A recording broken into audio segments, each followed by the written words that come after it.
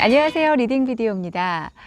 오늘 소개해드릴 책은 김혜란 저자의 침이 고인다입니다. 2007년에 나온 책이라서 제가 이 12년 동안 이 책을 어떻게 다뤘는지 모르겠지만 원래 겉표지가 없었던 건지 잘 기억은 나지 않습니다. 문학과 지성사에서 나온 침이 고인다. 제가 이번에 갑작스럽게 유튜브를 하게 되면서 책을 고른다면 김혜란 작가의 책은 꼭 해봐야 되겠다 생각을 한 책 중에 하나인데요. 가까운 옛날이라고 생각을 했습니다. 그런데 벌써 12년이나 지난 책이더라고요. 책 54페이지에 보면 고등학교 3년 내내 배운 불어가 하나도 기억나지 않는 것처럼 머릿속이 멍해진다. 이런 표현이 있었는데 제가 바로 이 책이 그런 책이 아닌가 싶습니다.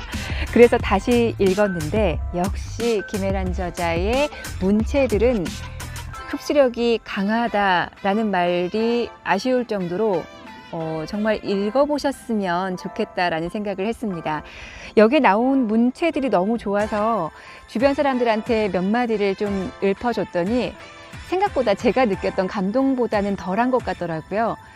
역시 이 앞뒤의 맥락을 알고 그 문장을 만났을 때와 그렇지 않았을 때의 그 감동은 좀 다르니까 오늘 몇 가지를 소개를 해드리긴 하겠지만 꼭 한번 사서 아니면 빌려서라도 읽어보셨으면 좋겠습니다. 제가 책 소개를 하는 데 있어서 다른 저의 말이나 생각들이 더해지는 거를 좀 배제하고 싶었습니다. 자꾸 그렇다 보면 왜곡되는 것 같아서 웬만하면 문장의 낭독 위주로 책을 소개를 하고 싶었는데요. 이번엔 김혜란 저자의 특유의 묘사를 하는 부분들, 이런 장면 위주로 문장들을 발췌해서 소개를 해드리도록 하겠습니다.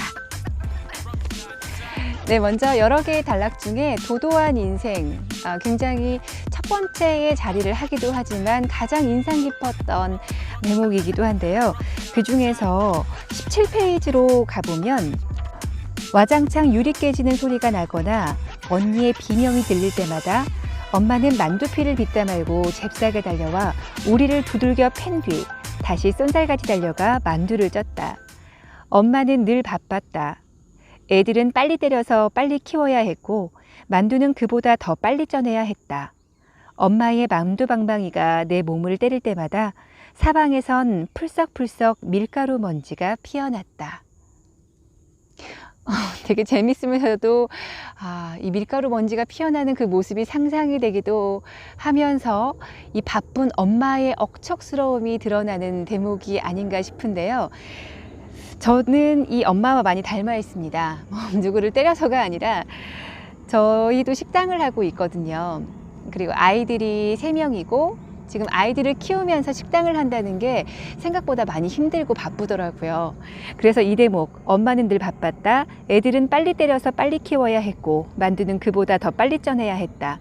엄마의 상황을 모든 걸 압축해 놓은 말이 아닌가 싶었던 문장이었습니다. 만두집을 하면서 딸에게 피아노를 사주게 되는데요. 피아노를 사주는 이유가 재미있습니다. 어떤 강요나 욕심이 있어서 산 게 아니라 엄마는 배움이 짧았고 자신의 교육적 선택에 늘 자신감을 갖지 못했다. 다만 그때 엄마는 어떤 보통의 기준들을 따라가고 있었으리라. 보통의 기준을 따라가기 위해서 그 시대에 피아노를 샀다. 엄마의 위안이기도 하고 딸에게 어떤 것을 주었다라는 자기 보상 같은 거였을까요? 어떤 그런 생각을 해봤습니다. 그리고 이 도도한 인생에서 엄마와 아빠의 모습을 볼 때 엄마는 굉장히 강인하고 억척스럽고 아이들을 키우기 위해서 바쁘게 살아가는 반면에 아빠는 긍정적이면서 즉흥적이고 낙관적이긴 한데 책임감은 없어 보이는 좀 그런 인물입니다.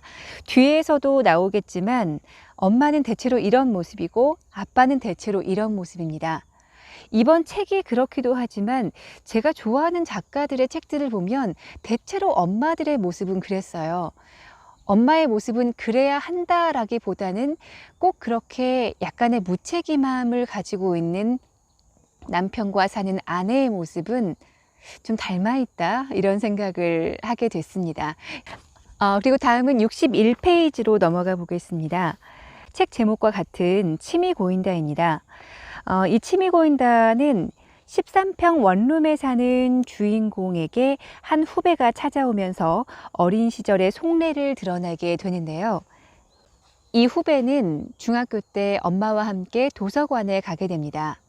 엄마는 아이에게 인삼껌 아시나요?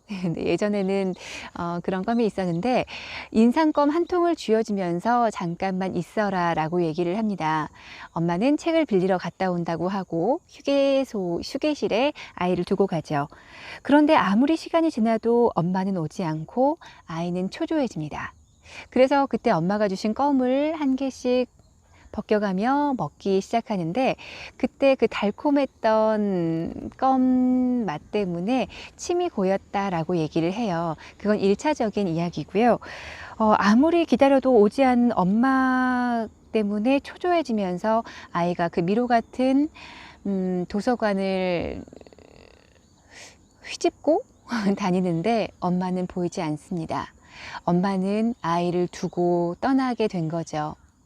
아이를 버린 건데, 이 아이가 울고 싶었지만 거기서 울면 안 된다고 생각을 했대요. 그곳은 도서관이었잖아요. 내가 여기서 울면 가장 큰 울음이 될 것 같아서 울지 않았다라는 말이 있습니다. 저는 그 대목이 굉장히 마음이 아팠고요. 그 다음 페이지 61페이지에서는 엄마가 떠나갔을 때의 그 마음을 얘기하는데, 떠나고 떠나가며 가슴이 뻐근하게 메었던 참혹한 시간들을 떠올려 볼 때면 말이에요. 후배가 한없이 투명한 표정으로 말했다. 지금도 입에 침이 고여요. 정말 모든 것을 다 얘기하고 싶지만 그러기에는 시간이 너무 많이 소요가 되니까 다음 문장으로 넘어가겠습니다. 제가 도도한 인생만큼이나 더 마음에 남았던 부제가 칼자국입니다. 여기에서의 엄마와 닮아 있거든요. 앞에서는 만두집을 했다면 지금 여기에서는 칼국수집을 하고 있습니다. 엄마는 만나당이라는 국수집을 하면서 아이들을 먹여 살리는데, 역시나 아버지의 책임감 부재는 엄마를 억척스럽게 만들고, 또 이런 억척스러운 삶은 선택이 아니라 주어진 상황에서 책임을 져야만 하는 엄마의 어떤 그런 인성이 아니었을까, 이런 생각을 해봤습니다. 딸의 입장에서 보는 엄마의 그런 행동들에 대해서 설명을 하는데, 저는 굉장히 아프기도 했고, 그 여자들의 그 시대를 살아가는, 아니면 지금의 삶이라도 혼자서 많은 것을 짊어지고 가야 하는 아내의 삶이 참 지난하다라는 생각을 해봤습니다. 그 중에서 소개해드리고 싶은 대목은 154페이지. 어머니는 다라이로 통하는 저 지하 세계에 빠져들지 않으려 버둥대는 것처럼 보였다.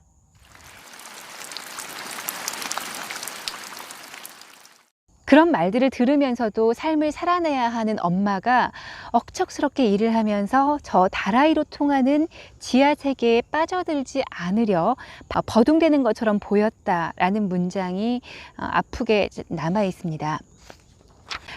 그리고 이 오랜 삶을 살면서 만두집을 하다가 어려워지는 시기가 오고 만두집을 접어야 하는 때가 왔는데, 어떤 게 기억에 남냐라고 물어봤을 때 엄마는 아주 단순한 것들이 생각이 난다라고 얘기를 했습니다.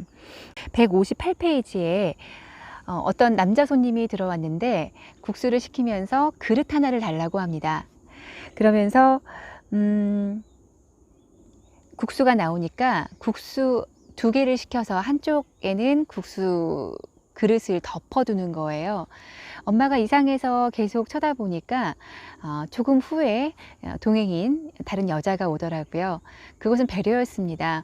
이 남자가 여자에게 따뜻한 국수를 주기 위해서 했던 행동들인데, 엄마는 그 모습이 너무나도 낯설고 신기한 눈으로 쳐다본 거죠. 일상적인 배려, 사소한 따뜻함을 받아보지 못한 여자의 눈으로 손님을 대하던 순간이 기억이 난다고 했습니다.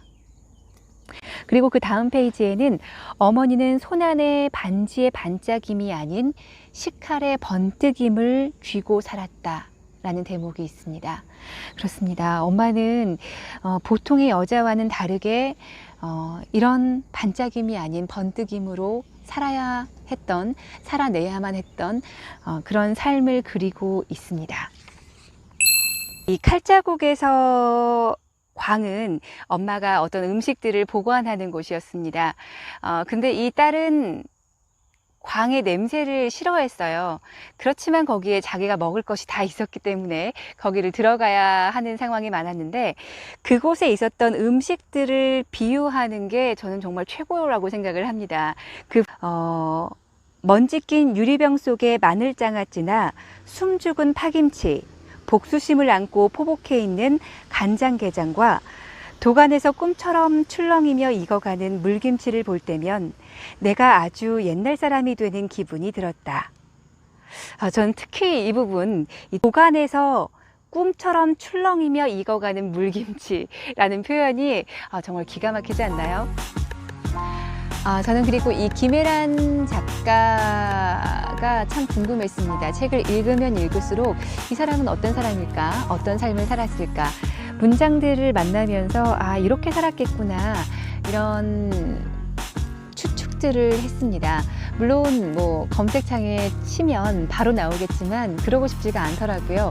이상하게 궁금할수록 내가 더 알아봐야 되겠다, 책에서만 만나고 싶다, 책에서만 추측을 해보고 싶다라는 생각을 했습니다. 앞으로도 마음을 움직일 문장들을 생각하면 떨립니다. 제작을 허락해 주신 문학과 지성사에 진심으로 감사의 말씀을 드립니다. 시청해 주신 여러분 감사합니다.